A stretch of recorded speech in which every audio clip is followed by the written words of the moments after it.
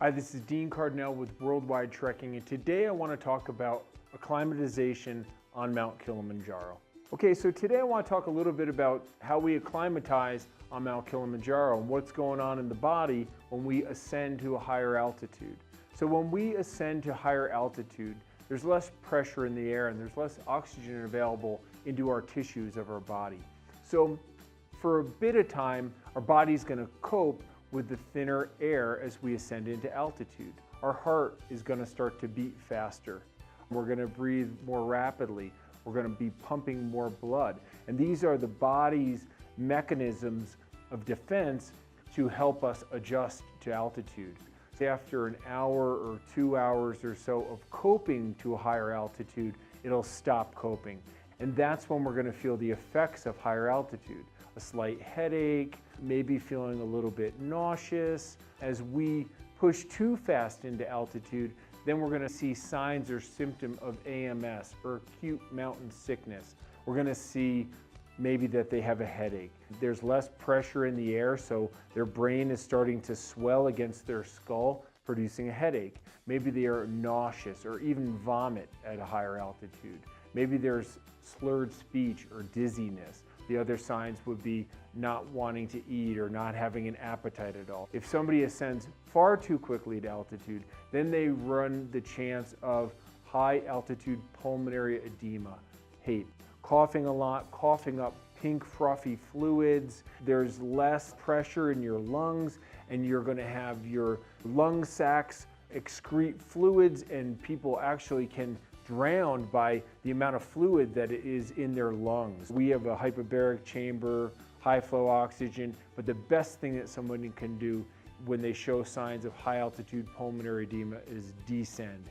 Lastly, high altitude cerebral edema. So high altitude cerebral edema is when the brain is swelling against the skull. You're going to have a headache for starters.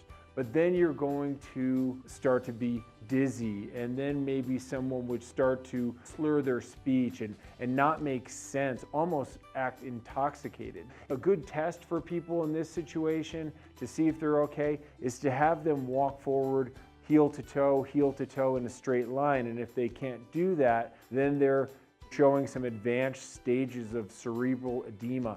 What do we want to do? We want to descend with that person. Any of the major complications at altitude, the best thing that you can do is descend. Having a slight headache, having a little bit of nausea, these are common signs. Nothing to be super alarmed by. You definitely want to let your guide know. You definitely want to continue to hydrate. Take time at that elevation, let your body catch up, recover. Within a reasonable amount of time, you're going to start to feel better. So it's really important to have a professional, well-trained guide to make sure that your plan is realistic and that you're safely proceeding into the higher altitudes. At Worldwide Trekking, all of our guides are medically certified, professional, and have a lot of experience with numerous guests at high altitude. So we can do a couple things at altitude to avoid acute mountain sickness, high altitude pulmonary edema, or cerebral edema. It's by ascending slowly, hydrating your body, taking breaks, eating well, and taking Diamox. Diamox is a drug that is going to help us be more comfortable at altitude. It's a carbonic inhibitor, so we're going to breathe more rapidly just by taking the drug. As we breathe more rapidly, we're going to burn more carbon dioxide, we're going to excrete more waste, and our body is going to acclimatize more quickly.